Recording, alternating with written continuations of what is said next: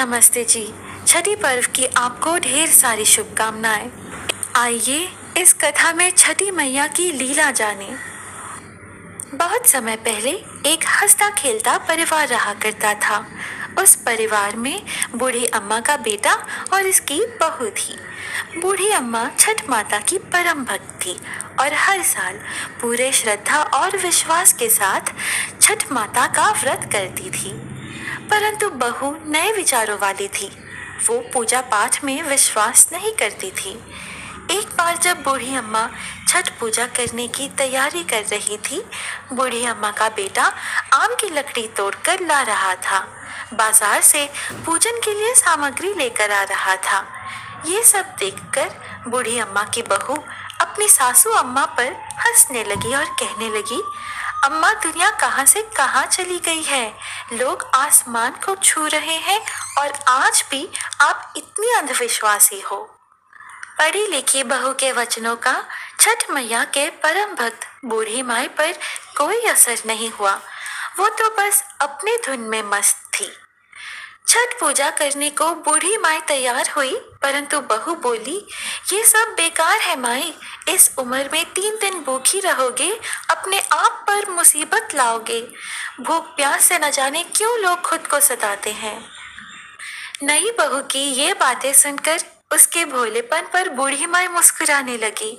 उसने कहा, अरे बहू, शादी के बाद मेरी संतान नहीं हो रही थी, तब मैंने इसी छठ व्रत को किया था, तो छठ मैया ने मेरी पुकार सुन ली। और तुझे पता है बहू, ये तेरा पति भी छठ मैया का ही प्रसाद है। यह अंधविश्वास नहीं है बहू, माता का कण कण में निवास है। मेरी बात मान ले बहू, तू भी मेरे साथ छठ व्रत को कर। छठ मैया तेरी भी गोद जरूर भर देगी। मगर वो नए युग की नई सोच वाली बहू किसी की कहाँ सुनने वाली थी। वो मुंह टेढ़ा करके सासू अम्मा से बोली, मुझको कौन सा दुख है माई, मैं पूजा पाठ नहीं करने वाली। सुंदर पति मिला है, जीवन में हर सुख मिला है, आलीशान घर है, दिन रात मस्त रहती हूँ। पूरे गांव में मुझ जैसा धनवान कहाँ।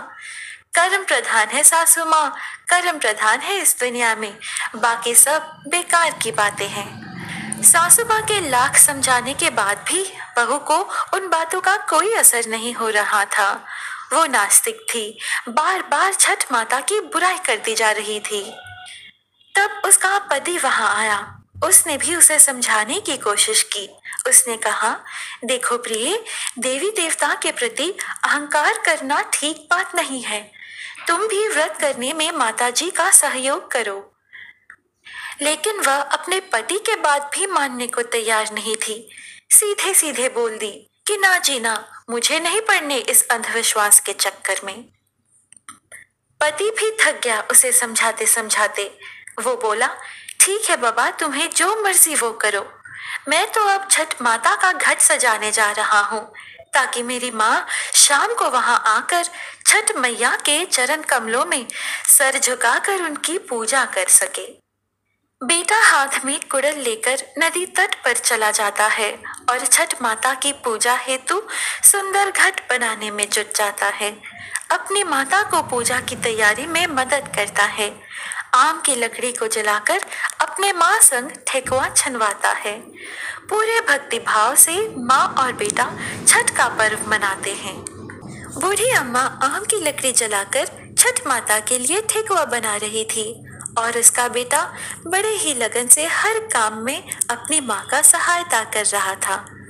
बूढ़ी अम्मा का बेटा अपने घर और दरवाजे को गाय के गोबर से लीप रहा था। इसी बीच उसकी पत्नी पाँव में संडल पहने हुए वहां से गुजरती है और कहती है, हाय, पता नहीं ये कौन सा त्योहार है। पूरे घर को गोबर ही गोबर बना के रखा है। अब तो घर से बाहर निकलना मुश्किल हो रहा है। कैसी गोबर की दुर्गंध आ रही है। उसने अपने पति से कहा, तुम और तुम्हारी माँ बड़े भक्त बनते हो, गोबर से लीपने का ये कौन सा त्योहार है। देखो जी, आपके बदन से भी गोबर की बदबू आ रही है। अब तो नहा कर ही घर आना। बहू की बातें सुनकर बूढ़ी अम्मा उसे समझाती है कि अरे बेटा, तुझे नहीं पता, गोबर को तू जो दुर्गंध कह रही है, उस गोबर में बहुत से ऐसे रसायन पाए जाते हैं जिससे घर को लीपने से बहुत सारी बीमारियां कोसों दूर रहती हैं। इतना सुनकर बहू और बिगड़ गई और झुंझलाकर बूढ़ी अम्मा से बोली, हाँ, पहले तो आम की लकड़ी पर ठेकुआ बनाए और अब गोबर से घर को लीप कर पूरे घर को गोबर बना दिया। इन दोनों के बहस के बीच बेटा आकर बोला, अरे प्रिय, तुम माता से झगड़ा मत करो, चलो अब जाके तैयार हो जाओ, छठ माता के घाट पर जाने का समय हो गया है। बैंड बाजा वालों को दरवाजे पे बुलवाकर दौरा उठा के वे लोग चल पड़े। पीछे पीछे बूढ़ी माँ गीत गाते चल रही थी, पर बहू तो इन सब में कोई रुचि नहीं रखती थी। वो तो सच धज के मटक मटक के चल रही थी। बूढ़ी अम्मा और उसके बेटे ने बहू को बहुत समझाया, तो आखिरकार बहू अपने पति और सासू अम्मा के साथ छठ माता के घाट पर तो चली जाती है, लेकिन जैसे ही वे वहां पहुंचते हैं, वो पूजा करने के बजाय मेले घूमने में लग जाती है। कुछ देर बाद उसका पति उसे वहां नहीं पाकर उसे ढूंढने लगता है, तो कहीं हलवाई पर वो स्वादिष्ट पकवानों का आनंद उठाती नजर आती है। पति उससे जाकर बोलता है, अरे प्रिय, ये क्या करती हो तुम? यहाँ तक आई हो तो कुछ देर तक माँ के साथ बैठो। पत्नी झुंझला कर बोली, ना जी, मैं पूजा पाठ में नहीं बैठने वाली, ना ही घाट पर आने वाली हूँ।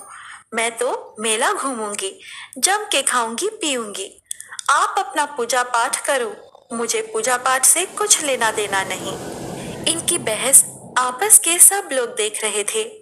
शर्मिंदा होकर वह पति वहां से चला गया और छठ घाट की ओर जाने लगा। ईख खड़ा करने को वह बेटा घाट के पास में जाता है और जैसे ही स्नान करने को डुबकी लगाता है, डुबकी लगाते डूब जाता है।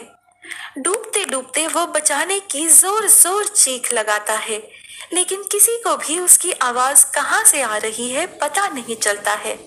कोई तो जाओ, ढूंढ के लाओ, सब लोग यही चिल्लाने लगे।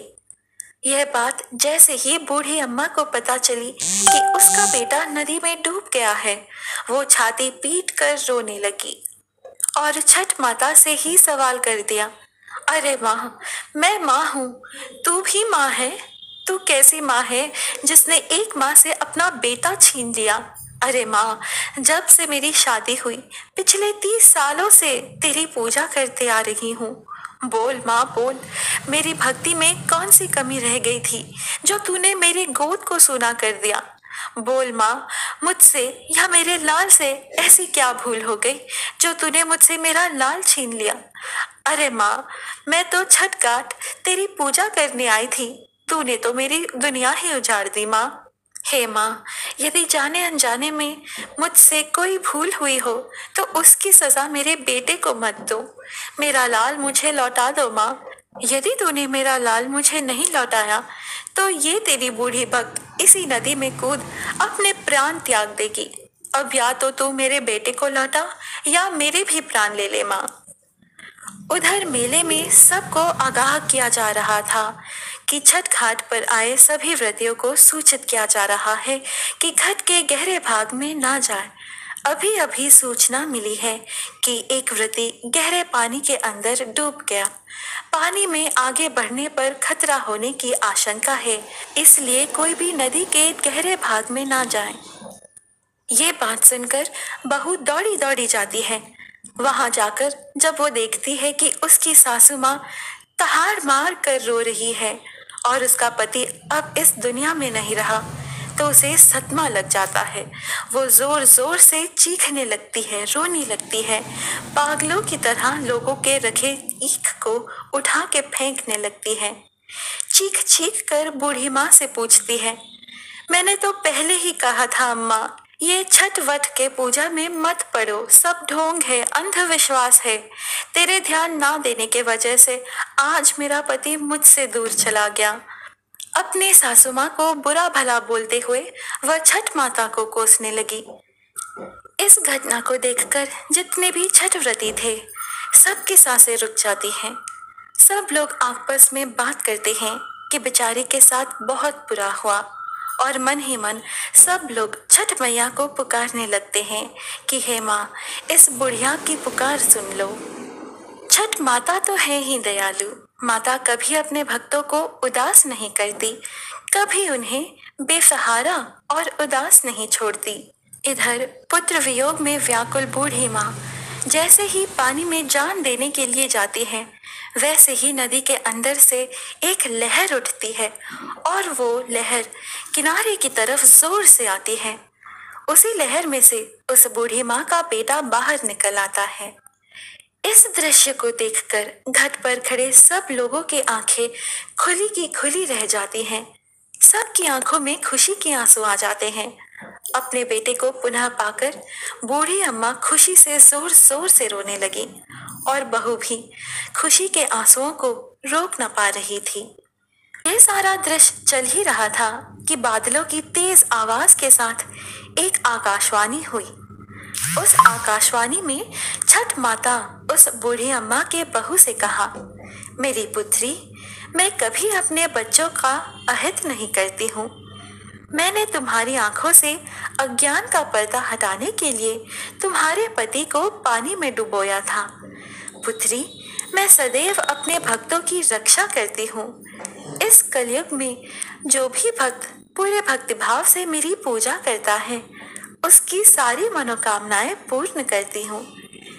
इतना कहकर छठ माता अंतर ध्यान हो गई। घाट पर मौजूद सारे लोग छठ माता के नाम के जय जयकारे लगाए। दोस्तों, आपको ये कथा कैसी लगी? लाइक और कमेंट करके जरूर बताइएगा। यदि आप भी छठी का यह महापर्व मना रहे हैं तो आपको बहुत बहुत बधाई। आपकी व्रत पूजा सफल हो और छठी मैया आपके सभी मनोकामनाएं पूर्ण करे।